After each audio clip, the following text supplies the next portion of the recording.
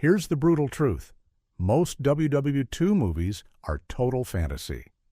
But what if I told you there are films that shattered the Hollywood mold and showed war exactly as it was? Films where veterans wept, historians nodded in approval, and audiences left theaters traumatized.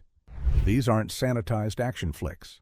These are the 12 most devastatingly realistic WW2 movies that actually get it right. Number 1. Saving Private Ryan, 1998.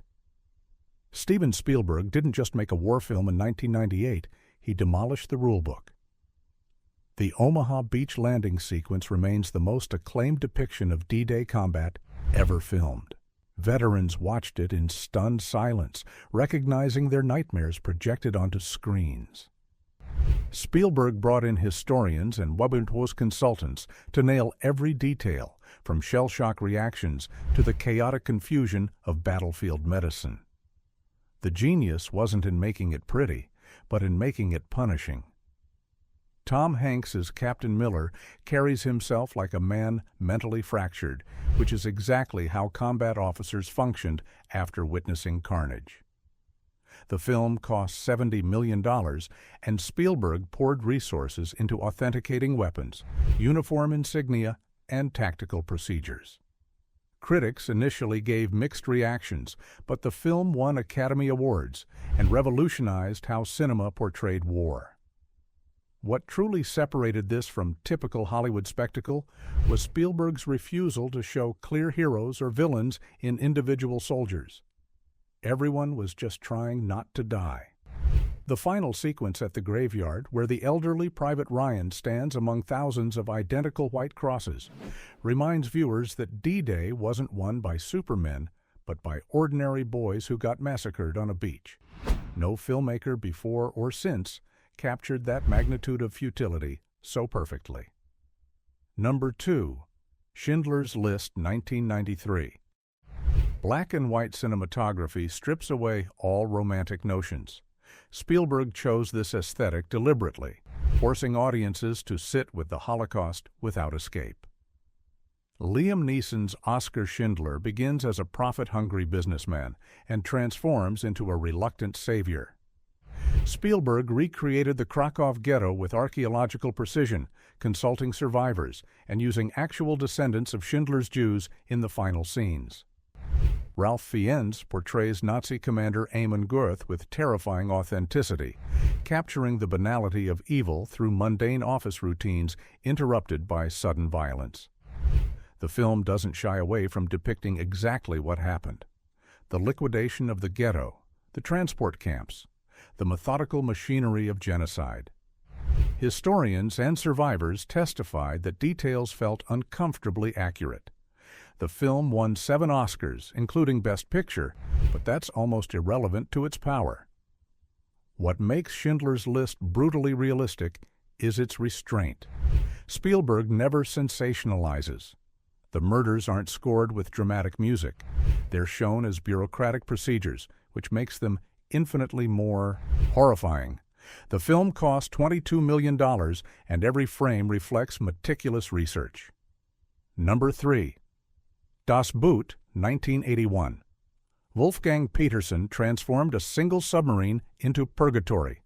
The film depicts life aboard U-96 during the Battle of the Atlantic, and it's suffocating. Jürgen Prochnow leads his crew through depth charge attacks with mounting paranoia. The brilliance lies in the claustrophobia. You're trapped in metal tubes, rationing air, listening to explosions above. Historians praise Das Boot for capturing the psychology of submarine warfare accurately. Petersen shot almost entirely inside the submarine set, which was meticulously reconstructed. The tension builds through silence and waiting rather than constant explosions. Veterans called it the most realistic submarine film ever made. The crew experiences dehydration, exhaustion, and psychological deterioration. One scene shows German sailors discovering they're sinking while sounds of the sea breach the hull. That's not Hollywood drama, that's the actual terror of submarine warfare. The film cost 50 million German marks, making it the most expensive German production at the time. Critics across all nations recognized its authenticity. What separates Das Boot from action movies is its refusal to glorify anything. These men aren't heroes. They're terrified conscripts performing their duty while machines try to kill them. Number 4. Come and See. 1985, Soviet director L.M. Klimov made something so disturbing that ambulances reportedly waited outside theaters.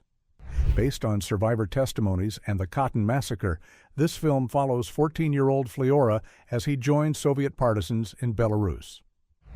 The horror isn't manufactured. Klimov used real bullets during filming. Actor Alexei Kravchenko had bullets pass literally inches above his head. Klimov filmed in chronological order over 9 months, and you literally watch Fliora age from a smiling boy into a hollow, shell-shocked wraith. His hair turned gray from stress and silver paint. He was placed on a starvation diet for latter scenes. Before violent sequences, Klimov attempted to have Kravchenko hypnotized to protect his sanity, but Kravchenko refused and experienced everything authentically. Belarus lost 25% of its population during the war, meaning this film isn't exaggeration. The climactic village massacre sequence consumed 25 minutes of unrelenting brutality. Klimov never made another film, saying he'd accomplished everything cinema could achieve. Critics place Come and See alongside Saving Private Ryan and Schindler's List as the ultimate anti-war statements. The film was submitted for the Academy Awards, but wasn't accepted as a nominee, possibly because it was too devastatingly real. Number 5. Downfall. 2004. Oliver Hirschbiegel captured the final days of Adolf Hitler and the Third Reich's collapse with disquieting accuracy.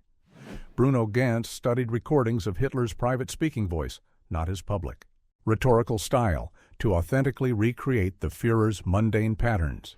The film is set in the bunker during the Battle of Berlin. Ganz portrays Hitler as simultaneously delusional and aware of his doom. Hirschbiegel based the screenplay on detailed historical sources, including inside Hitler's bunker. The cinematography captures the claustrophobic decay of this underground fortress as its occupants fragment into denial and desperation. Actor Alexandra Maria Lara plays Hitler's secretary Traudl Junge, whose perspective grounds the narrative in human reality rather than historical abstraction. Historians consistently praise Downfall's accuracy regarding the final protocols and the psychological states of the bunker's residents. The film cost 30 million euros and was nominated for multiple Academy Awards. What makes Downfall genuinely realistic is its refusal to turn the bunker into a cartoonish villain's lair. These were real people experiencing psychological collapse.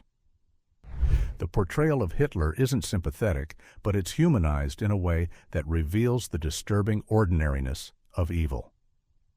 Number 6. Letters from Iwo Jima, 2006. Clint Eastwood directed this masterpiece showing the Battle of Iwo Jima entirely from the Japanese perspective, an extraordinarily rare cinematic achievement. Ken Watanabe portrays General Kuribayashi, the island's commander, with nuanced complexity. Eastwood researched extensively, consulting historical records and Kuribayashi's actual letters. The film depicts the hopelessness of the Japanese position with unflinching honesty. These soldiers had no reinforcements, no supplies, no realistic chance of victory. Eastwood shows the tactical decisions accurately, including Kuribayashi's tactics of trenches and tunnels. Watanabe visited Kuribayashi's childhood village to understand the general's psychology and background. The fighting sequences prioritize realism over spectacle. Japanese soldiers aren't portrayed as fanatical zealots, but as conscripted men facing annihilation. Historians consulted on set noted the accuracy of cave conditions and tactical deployments. The film won Academy Award nominations for Best Cinematography and Best Sound Editing. What separates Letters from Iwo Jima from typical war films is its profound empathy for the defeated. These aren't heroes or villains, they're exhausted soldiers watching their world collapse. Number 7. Dunkirk 2017. Christopher Nolan transformed the evacuation of Dunkirk into a masterclass in realistic chaos.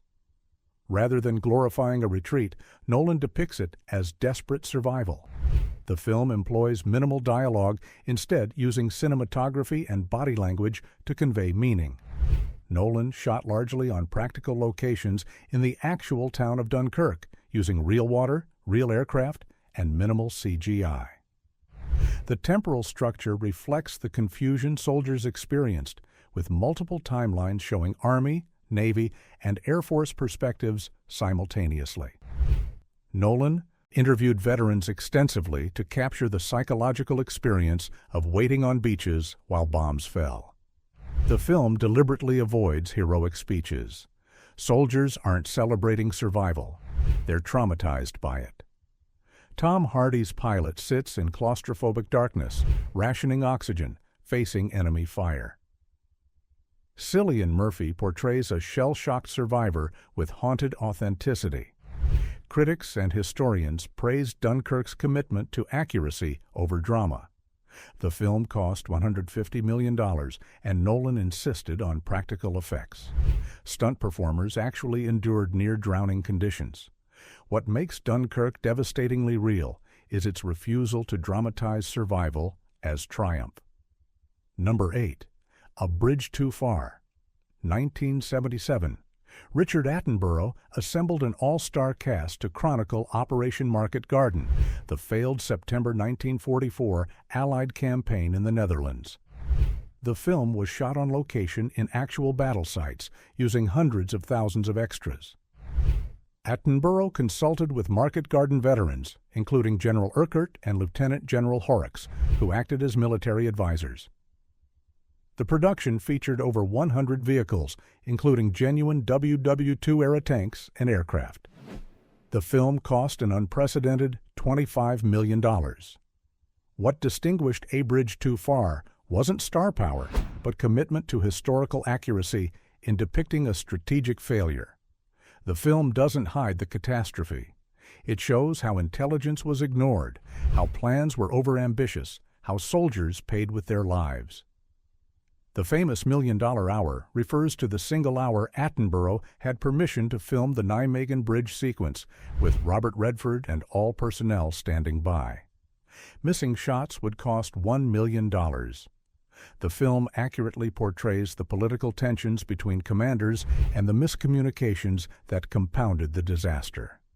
Historians note that while some scenes were dramatized, the overall portrayal of Market Garden's failure is genuinely representative of historical reality. Number 9. The Thin Red Line. 1998. Terrence Malick created something philosophically brutal, depicting the Guadalcanal campaign through intensely poetic language. Based on James Jones's autobiographical novel about Mount Austin battles, Malick shows combat through soldiers' internal conflicts rather than external action sequences. The film employs an ensemble cast including Sean Penn, Jim Caviezel, and John Cusack, each bringing authentic vulnerability to their roles.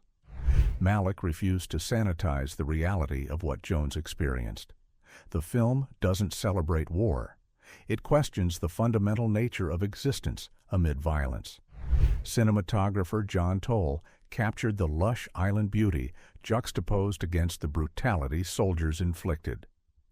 Critics recognize The Thin Red Line as a departure from typical war narrative, focusing instead on psychological and philosophical deterioration.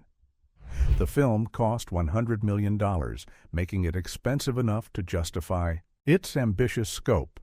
Malick interviewed veterans and drew directly from Jones's detailed accounts of actual combat conditions. What separates The Thin Red Line from entertainment is its refusal to provide narrative comfort.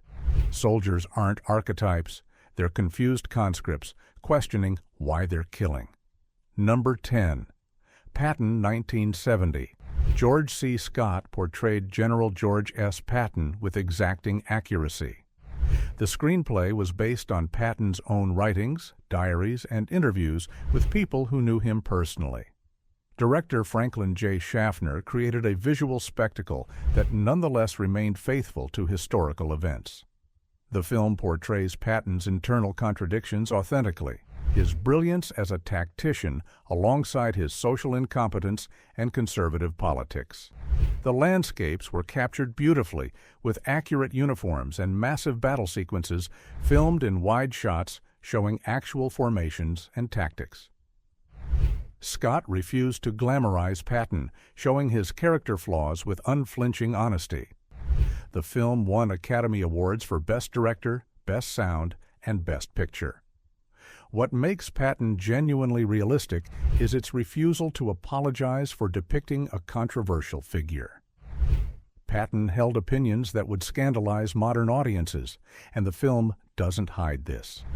Yet it also shows his remarkable military achievements. Historians consistently praise the film's portrayal of Patton's personality and his actual wartime decisions. Number 11.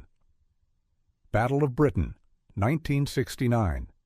Director Guy Hamilton recreated the 1940 Battle of Britain using actual Supermarine Spitfires and Messerschmitt aircraft. The film captures the strategic intricacies and dire stakes with solemn accuracy. Rather than focusing on individual heroics, the film portrays the broader campaign where RAF pilots flew constant rotations, enduring psychological and physical exhaustion. The cinematography emphasizes the aerial dogfights' visceral danger within cramped cockpits. Technical consultants from the RAF ensured tactical accuracy in depicting fighter formations and combat procedures. The film cost significant resources to lease actual historic aircraft and coordinate their complex aerial sequences. What distinguishes Battle of Britain from typical action cinema is its focus on strategic decision-making and the monotony punctuated by terror. Pilots aren't portrayed as invulnerable heroes. They're exhausted young men gambling with their lives. The film accurately depicts the communication systems, radar capabilities, and intelligence breakthroughs that influenced the campaign's outcome. Number 12. Tora. 1970. Richard Fleischer and Japanese directors Toshio Masuda and Kinji Fukasaku created a rare balanced depiction of the Pearl Harbor attack, showing both American and Japanese perspectives. The production took 3 years planning before 8 months of filming. The filmmakers secured technical advisors who participated in the actual attack, including Minoru Genda, who largely planned the Japanese strike. The screenplay was based on historian Ladislas Farrago's research and Gordon Pranga's technical consultation. The budget reached $25 million, with filmmakers deliberately avoiding all-star casts to emphasize story authenticity. Real aircraft were used, including Essex-class carrier USS Yorktown, leased by the production. The attack sequence recreates actual tactics and formations with documentary precision. What makes Tora? Genuinely realistic is its refusal to moralize or simplify. The film shows Japanese strategic logic alongside American miscalculation. Neither side appears as cartoon villains. Survivors and historians consistently praised the film's accuracy. Pearl Harbor museums cite it as the most common source of public historical knowledge about December 7, 1941. Which of these 12 films have you experienced?